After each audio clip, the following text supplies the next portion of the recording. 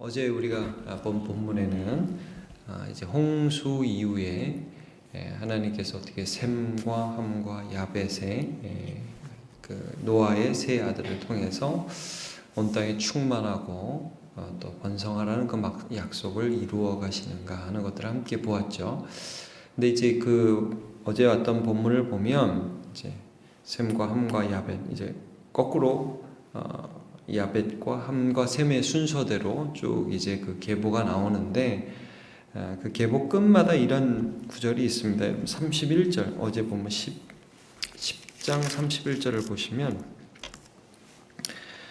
이들은 셈의 자손이니 그 족속과 언어와 지방과 나라대로였더라 이렇게 나와 있습니다. 그래서 족속, 언어, 지방, 나라 이렇게 쭉 분류가 되어 있다고 말씀을 합니다. 이게 5절에도 나오고 20절에도 나오고 31절도 나와서 이제 이 노아 이후에 이 노아의 아들들로부터 쭉 이어지는 여러 민족들이 생겨난 것을 보게 되는데 구체적으로 여러분 그 25절에 보면 10장 25절에 보면 에벨이라는 사람이 두 아들을 낳고 하나의 이름은 벨렉이라 하였으니 그때 세상이 나뉘었음이라. 이제 벨렉이 나눔이라는 뜻인데 세상이 이렇게 쭉 나뉘게 된 경과가 있었음을 이제 암시해주고 있습니다. 11장은 그럼 어떻게 세상이 이렇게 쭉 나뉘고 언어가 나뉘게 되고 족속이 나뉘게 되고 한 일이 무엇이었는가를 말씀해 주는데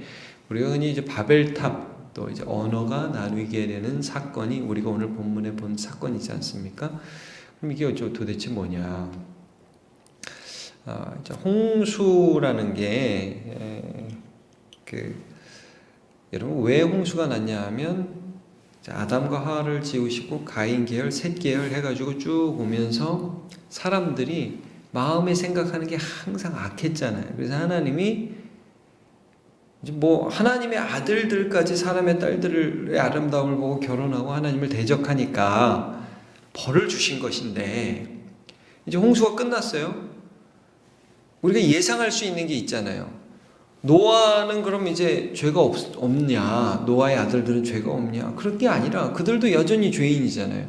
그러니까 시간이 지나면 반드시 죄를 범하게 돼 있습니다. 여러분 사람이 그런 존재입니다. 그렇죠?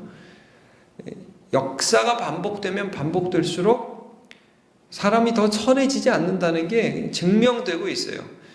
우리는 좀 의아한 거죠. 왜 하나님께서 홍수 이후에 무지개를 보여주시고 다시는 물로 심판하지 않는다고 약속을 해주시지?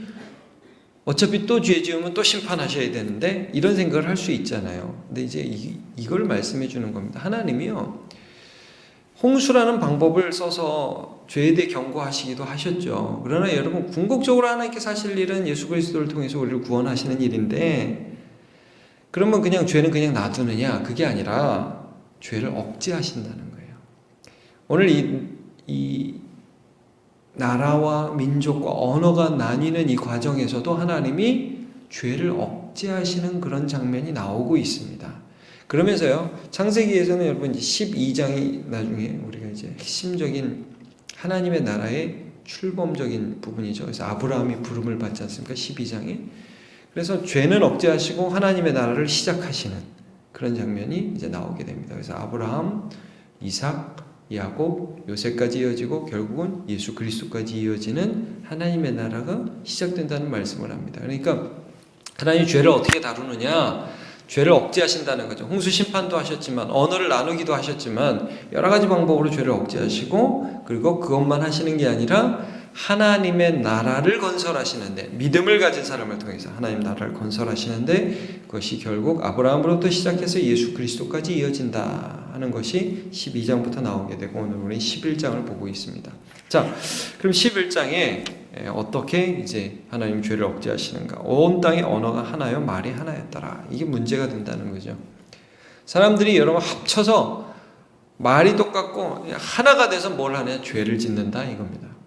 자, 이에 2절 그들이 동방으로 옮겨가다가 신할 평지를 만나 거기 거류하며 동방으로 옮겼다. 단체적으로 이게 동방으로 옮겼다는 말은 하나님을 대적하는 움직임을 가졌다, 이런 말씀입니다. 그들이 어떻게 했느냐? 하나님께 에덴에서 쫓겨나서 또 홍수 심판 이후에 하나님이 우리를 또 치면 우리는 멸망당할 수밖에 없는데, 자, 우리 세력을 좀 키우자.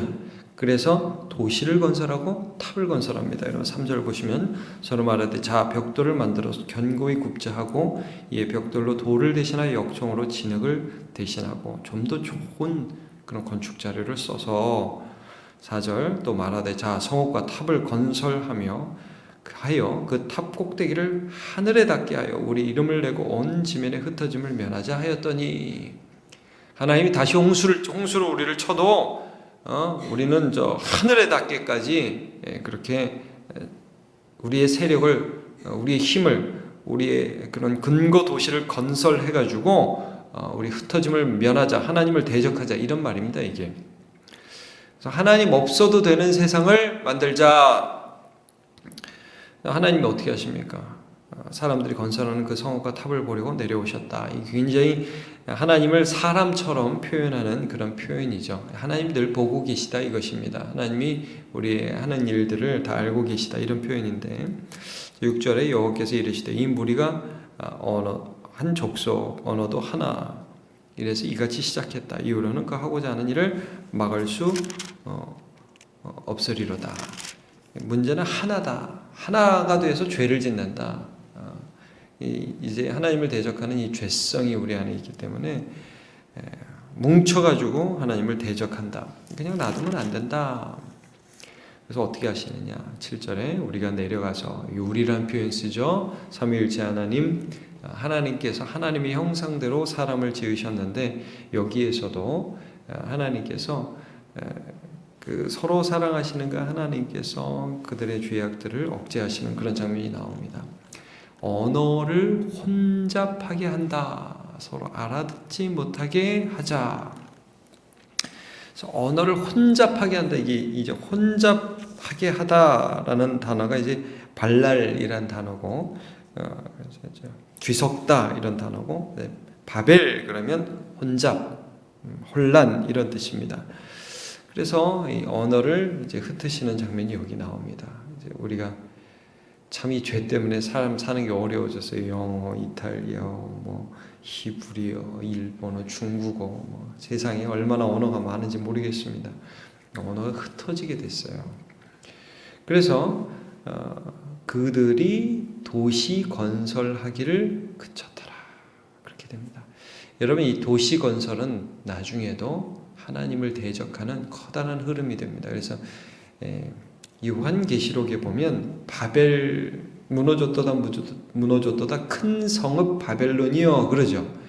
이 바벨이라는 것이 이제 바벨론으로 이어지는데 하나님을 대적하는 세력을 자꾸 규합하려고 하는 그러한 세상 나라의 운동이 이때부터 시작된 것입니다.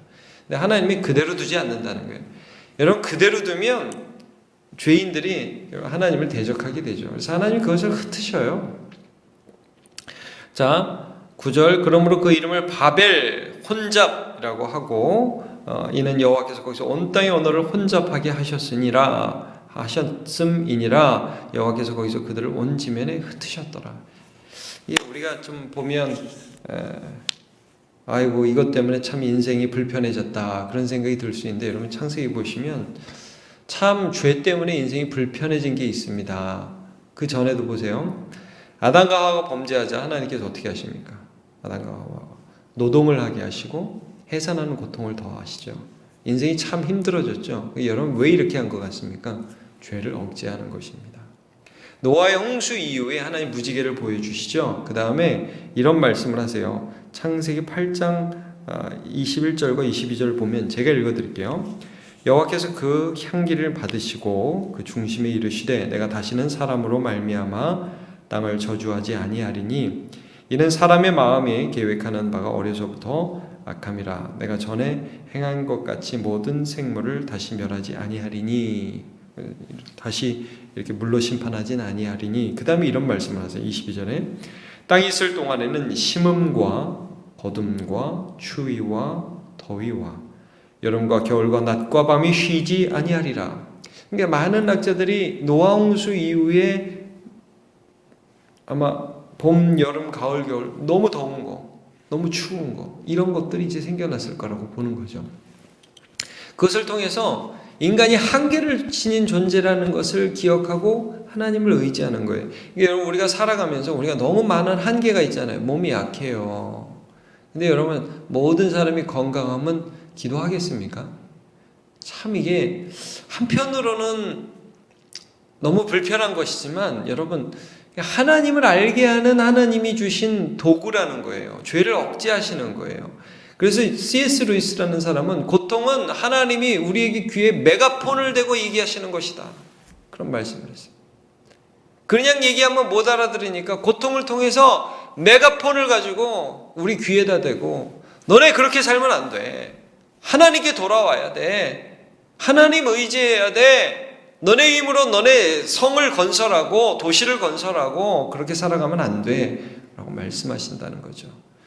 그래서 여러분 그 고린도 후서 보면 바울 사도가 자기 몸의 육체의 가시를 떠나가기를 위해서 하나님께 기도하지 않습니까? 3번. 그랬더니 어떤 응답이 옵니까? 내 은혜가 내게 족하다. 그러면서 이런 고백을 해요. 여러 계시를 받은 것이 지극히 크므로 너무 자만하지 않게 하시려고 내 육체의 가시 곧 사탄의 사자를 주셨으니 이는 나를 쳐서 너무 자만하지 않게 하려 하심이라. 바울 사도 안에 있는 교만도 하나님께서 한계를 두심으로 제어하고 계신 것을 우리가 성경을 통해서 알 수 있습니다. 바울이 기도하면 다 낫어요. 근데 정작 본인의 병은 낫지 않았다는 말이죠. 여러분, 우리가 하나님께서 이 세상에 살아가면서 많은 한계를 두셨습니다. 몸도 약할 때가 있고 하는 일이 내 뜻대로 되지 않을 때가 있습니다. 그 한계를 보면서 하나님 왜 그래요? 나한테 왜 그러세요? 이렇게 그치지 마시고 여러분 그 한계를 주신 하나님의 뜻을 발견하시고 그 안에서 하나님께 기도하시고 의지하시고 더 큰 은혜 받으시길 바랍니다.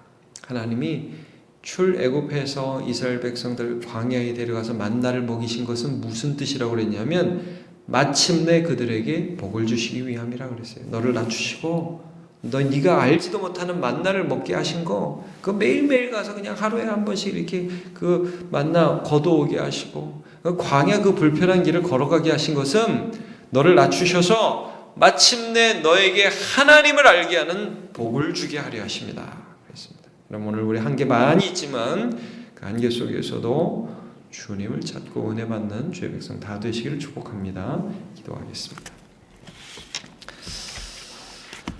하나님 감사합니다. 오늘 우리가 함께 하나님의 말씀 나누었습니다.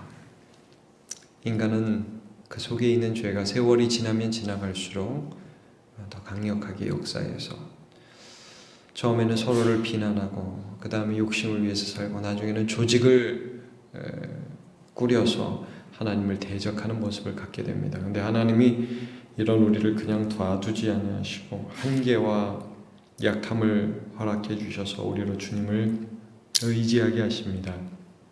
하나님 오늘도 살아가면서 우리는 늘 우리의 약함을 보게 되고 내 마음대로 되지 않고 내 뜻대로 되지 않는 것을 보게 되겠지만 그때마다 기도하게 하시고 그때마다 하나님 의지하게 하시고 죄를 버리게 해주시고 주님 경외함을 배워서 마침내 복을 받는 주의 백성 다 되게 인도해 주시옵소서.